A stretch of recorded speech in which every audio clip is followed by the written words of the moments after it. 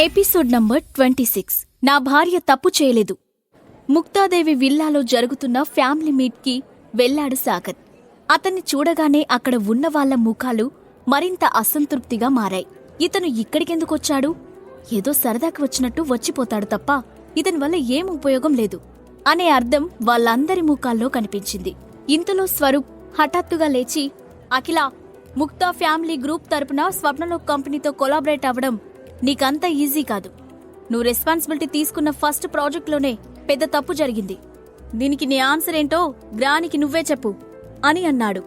అప్పుడు అఖిల ముక్తాదేవి వైపు చూసి, సారీ గ్రాని, నేను చాలా జాగ్రత్తగా ప్లాన్ చేశాను.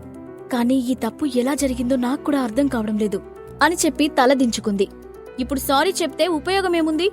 జరిగిపోయిన తప్పు సరిదిద్దుకోగలవా, లేక నీ సారీ వల్ల గ్రాని నిన్ను క్షమిస్తుందని అనుకుంటున్నావా? నువ్వు సింపుల్గా సారీ చెప్పేస్తే ఆ స్వప్నలోక్ కంపెనీ మనల్ని క్వశ్చన్ చేయకుండా వదిలేస్తుందా అంటూ ముక్తాదేవి మాట్లాడకముందే మళ్లీ ఆమెపై విరుచుకుపడ్డాడు స్వరూప్. ఆ తర్వాత వెంటనే ముక్తాదేవి వైపు చూసి, గ్రానీ, ఈ అఖిలకు వర్క్ చేయడం ఏమాత్రం ఇంట్రెస్ట్ లేదని అనిపిస్తుంది. అందుకే ఇకపై ఇలాంటివి జరగకుండా ఉండాలంటే ఆమెను స్వప్నలోక్ కంపెనీ ప్రాజెక్టుకి దూరంగా ఉంచడం మంచిది. ఇకపై ఆమె కంపెనీ విషయాల్లో జోక్యం చేసుకోవడానికి వీల్లేదు. ఆమె ఒక్కదాని కారణంగా మనమంతా అందరి ముందు తలదించుకోవాల్సిన పరిస్థితి ఎదురవుతుంది అని ఆవేశంగా అన్నాడు. అవును గ్రాని, స్వరూప్ చెప్పింది నిజమే. వెంటనే వంత పలికాడు అతని కజిన్. అఖిల చాలా పెద్ద తప్పు చేసింది. ఆమెకు ఈ శిక్ష పడాల్సిందే. మరో మధ్య వయసు వ్యక్తి తన అభిప్రాయాన్ని చెప్పాడు. అందరూ దాదాపు అదే విషయాన్ని గుసగుసలాడుకుంటూ మాట్లాడుతున్నారు. వాళ్ళందరి అభిప్రాయాల మధ్య అప్పటి వరకు మౌనంగా కూర్చొని ఉన్న ముక్తాదేవి మెల్లగా తలెత్తి అఖిల వైపు చూసింది. చూసావు కదా అఖిల, ఇక్కడున్న వాళ్ళందరి అభిప్రాయం అదే కాబట్టి నువ్వీ క్షణం నుండి కంపెనీ విషయాల్లో ఇంటర్ఫీర్ అవ్వద్దు అని గంభీరంగా చెప్పింది. అది వినగానే అఖిల ముఖం చిన్నబోయింది. నోరు విప్పి ఏదో చెప్పాలనుకుంది. కాని ఏం చెప్పాలో ఎలా చెప్పాలో తెలియలేదు. ఇంతలో సాగర్ ముందుకు వచ్చి, దీనికి ఒప్పుకోవడం లేదు అని అన్నాడు. ఆ మాట వినగానే ఒక్కసారి హాల్ మొత్తం నిశ్శబ్దంగా మారిపోయింది. కాని తర్వాత వెంటనే ఏదో పెద్ద జోక్ విన్నట్లు అందరూ అతన్ని చూసి పెద్దగా నవ్వారు. నిజానికి సాగర్ ఏం మాట్లాడినా అక్కడ ఎవరూ పట్టించుకోరు. సాగర్ కూడా ఇంతవరకు ముక్తా ఫ్యామిలీ మీటింగ్స్లో నోరు తెరిచి మాట్లాడలేదు కూడా. కాని ఇప్పుడు ఎవరూ అడగకుండానే అతని అభిప్రాయాన్ని చెప్పడంతో అందరూ ఒక్కసారిగా నవ్వారు. ఇక్కడ నీ అభిప్రాయం ఎవరూ అడగలేదు. ముక్తాదేవికి అల్లుడు వరుసయ్యే వ్యక్తి వెటకారంగా అన్నాడు. ఆ అనురాగ్ హోటల్ బాస్, ఆ మేనకా ఇంటర్నేషనల్ సీఈఓ నీకు తెలిసిన వాళ్ళు కాబట్టి నీ వాల్యూ ఇక్కడ పెరిగిందని అనుకోవద్దు అని మరో వ్యక్తి తన అసూయను బయటపెట్టాడు. కాని సాగర్ వాళ్ళ మాటలు పట్టించుకోకుండా ఎదురుగా ఉన్న ముక్తాదేవి వైపు చూస్తూ నుంచున్నాడు. ఇప్పుడు నువ్వేమన్నావ్? సాగర్ వైపే సీరియస్గా చూస్తూ అడిగింది ముక్తాదేవి. మీ నిర్ణయానికి నేను ఒప్పుకోవడం లేదని చెప్పాను. మీరంతా ఈ స్వరూప్ మాటలు విని నా భార్యను తప్పు పడుతున్నారు. జరిగిందేమిటో క్లియర్గా ఎంక్వైరీ చేయకుండానే మీరు నిర్ణయం తీసుకోవడం కరెక్టు కాదు కదా అని అన్నాడు సాగర్. అంటే మేము అఖిలకు అన్యాయం చేశామా? సూటిగా అడిగింది ముక్తాదేవి. మీరు న్యాయం చేశారో అన్యాయం చేశారో ఎంక్వైరీ చేసిన తర్వాతే తెలుస్తుంది. అంతే సూటిగా సమాధానం చెప్పాడు సాగర్. ఆ మాట విని ముక్తాదేవి ఏదో సమాధానం చెప్పబోతుండగా ఇంతలో హఠాత్తుగా స్వరూప్ ముందుకు వచ్చి, ఏయ్ సాగర్, నీకేమైనా పిచ్చి పట్టిందా? గ్రానిని ఎదిరించి మాట్లాడే ధైర్యం చేస్తున్నావు? నీ ఒపీనియన్తో ఇక్కడ ఎవరికీ పనిలేదు. ఇలాంటి ప్రశ్నలు అడిగే అర్హత కూడా నీకు లేదు అని అన్నాడు. అప్పుడు సాగర్ అతని కళ్ళలోకి సూటిగా చూస్తూ, జరిగిన దాని గురించి నిజానిజాలు తెలుసుకోవాలంటే క్లియర్గా ఎంక్వైరీ చేయమని చెప్తున్నాను. దీనికి నువ్వు ఎందుకంత ఆవేశపడుతున్నావో నాకర్థం కావడం లేదు. అంటే దీనికి నీకు ఏదైనా సంబంధం ఉందా అని అడిగాడు. గ్రాని డెసిషన్ తీసుకున్న తర్వాత ప్రశ్నించే హక్కు నీకు లేదు. త్వరగా టాపిక్ మారుస్తూ అన్నాడు స్వరూప్.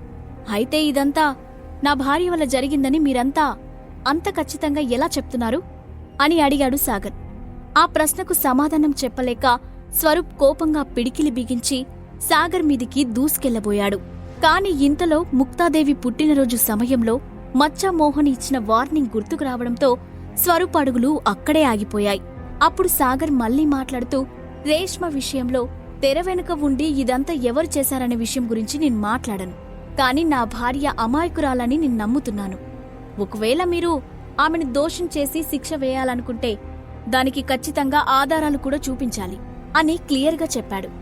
దాంతో అక్కడున్న వాళ్ళు ఏం మాట్లాడలేదు. ఎందుకంటే అతను మాట్లాడిన మాటల్లో నిజం ఉందని అందరికీ తెలుసు. ఆధారాలు లేకుండా అఖిలను దోషిగా నిర్ణయించడం కరెక్ట్ అని ఎవరూ చెప్పలేకపోయారు.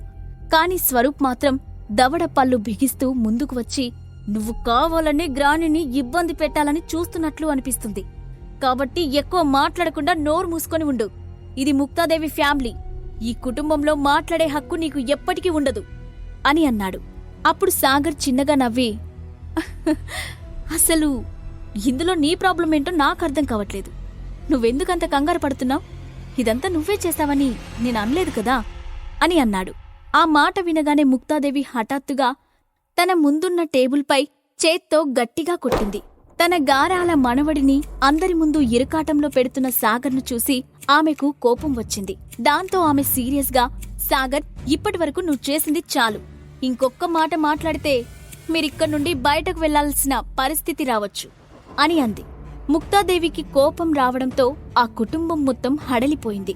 వెంటనే సాగర్ పక్కనే ఉన్న అఖిల అతని షర్ట్ పట్టుకుని చిన్నగా లాగుతూ, సాగర్, సైలెంట్గా ఉండు, గ్రానికి కోపం వచ్చింది అని అంది. వెంటనే శైలజ కూడా ముందుకు వచ్చి, నువ్వెప్పుడూ మాకు ప్రాబ్లం క్రియేట్ చేయడానికి మాత్రమే పనికొస్తావా? అత్తయ్య ముందు మాట్లాడే హక్కు నీకుందా అని పళ్ళు పటపటా కొరుకుతూ మాట్లాడింది. సాగర్ మౌనంగా శైలజ వైపు చూశాడు. ఆమె కోపంతో ఊగిపోతుంది.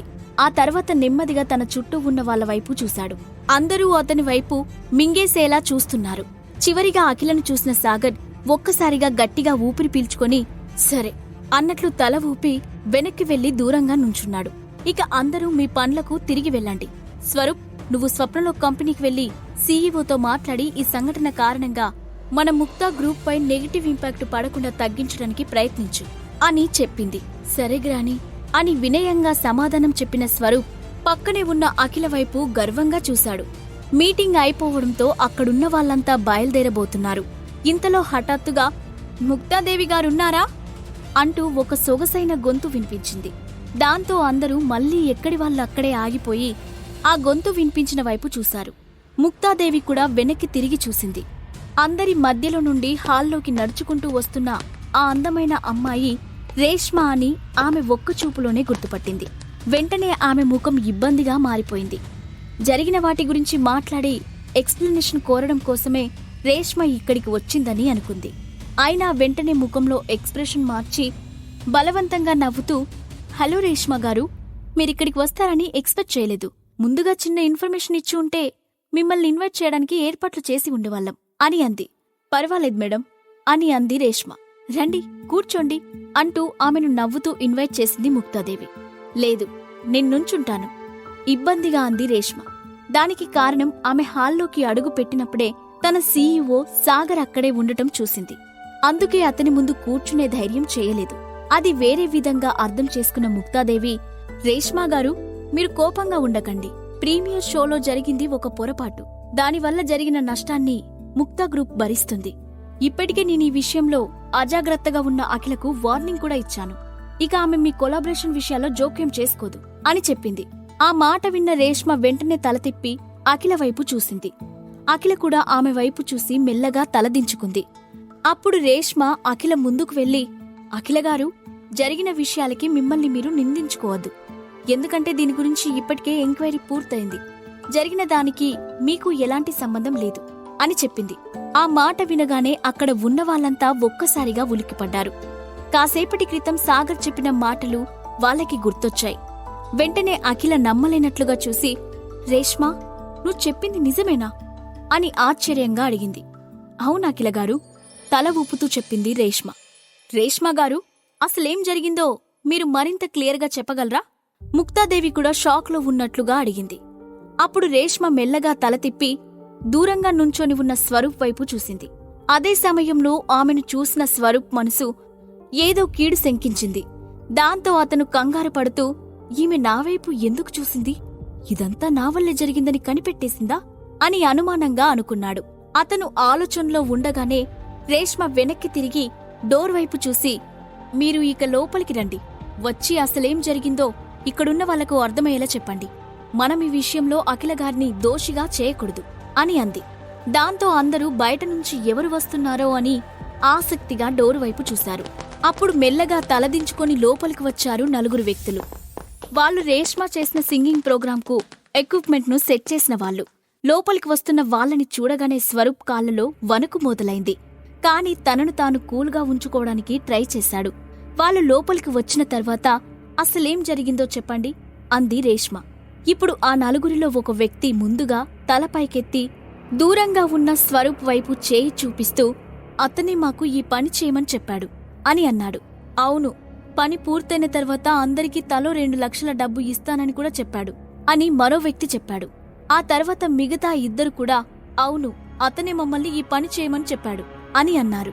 ఆ మాటలు విని అక్కడ వాళ్ళంతా స్వరూప్ వైపు నమ్మలేనట్లుగా చూశారు. మరోవైపు స్వరూప్కి అప్పటికప్పుడు వెళ్లి ఆ నలుగురిని చితక్కొట్టాలని అనిపించింది. కాని అక్కడ అందరూ ఉండడంతో బలవంతంగా కంట్రోల్ చేసుకున్నాడు. కాని కోపాన్ని తట్టుకోలేక ఒక్కసారిగా అరుస్తూ, ఇడియట్స్, మీరెవరు? అనవసరంగా నాపై అబద్ధాలు ఎందుకు చెప్తున్నారు? నేను ఇంతకుముందు మిమ్మల్ని ఎప్పుడు చూడలేదు.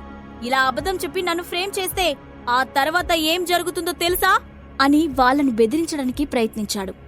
అప్పుడు ముక్తాదేవి కూడా రేష్మ వైపు చూసి, రేష్మగారు, వాళ్ళు చెప్పిందంతా నిజమే అని మీరనుకుంటున్నారా? ఇది చిన్న విషయం కాదు.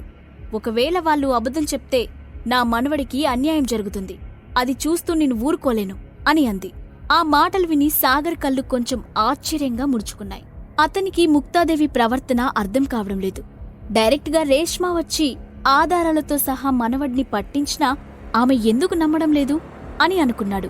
ఇంతలో ఆ 4 వ్యక్తుల్లో ఒకరు, మేడం, మేం అబద్ధాలు చెప్పడం లేదు. నిజంగా ఈ పని చేయమని స్వరూప్ గారే చెప్పారు. అందుకు అడ్వాన్స్గా 50,000 రూపాయలు కూడా ఇచ్చారు. కావాలంటే అతను మా అకౌంట్లోకి మనీ ట్రాన్స్ఫర్ చేసిన రికార్డు కూడా నా దగ్గర ఉంది. మేమింకా పైసా కూడా వాడుకోలేదు.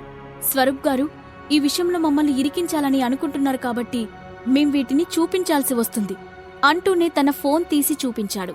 నిజానికి ఇలా అందరి ముందు నిజం బయట పెడితే స్వరూప్ తమను అంత తేలిగ్గా వదలడని వాళ్లకు కూడా తెలుసు. అయినా వాళ్ళు స్వప్నలోక్ మీడియాతో శత్రుత్వం కన్నా స్వరూప్ గురించి చెప్పడమే మంచిదని అనుకున్నారు. వాళ్ళంతా అంత గట్టిగా చెప్తూ ప్రూఫ్స్ కూడా చూపిస్తూ ఉండడంతో ముక్తాదేవి నమ్మలేనట్లుగా చూస్తూ, స్వరూప్, ఇదంతా చేసింది నువ్వేనా అని అడిగింది. ముక్తాదేవి అడిగిన ప్రశ్నకు స్వరూప్ ఏం మాట్లాడలేక తలదించుకున్నాడు.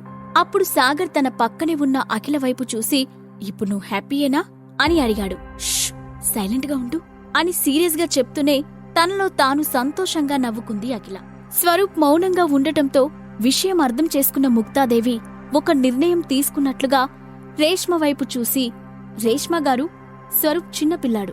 ఏదో పొరపాటుగా ఇలా చేశాడు. కాని వాడు చెడ్డవాడు కాదు. మీరు దీన్ని మనసులో పెట్టుకోవద్దు. ఇందులో ఎవరిదైనా తప్పు ఉందంటే అది నాదే. నేనే వాడిని సరిగ్గా పెంచలేదు అంటూ ఆమె తన మనవడు చేసిన తప్పును తన తప్పుగా చేసుకుంది.